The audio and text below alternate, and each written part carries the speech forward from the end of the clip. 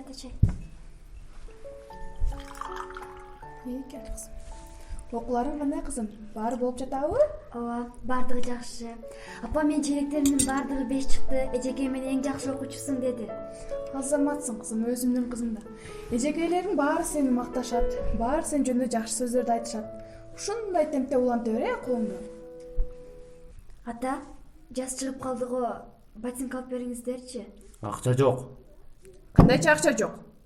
Арак ичкеле акча табасың, алкаш досторуңа акча табасың. Эмне ушул кызга акча жок болуп калдыбы?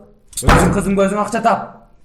Кыйкырба кызыма көзгө, эмнеге кыйкырып жатасың? Сен мага көтөрө турган калдыңбы? Апа туруңуз.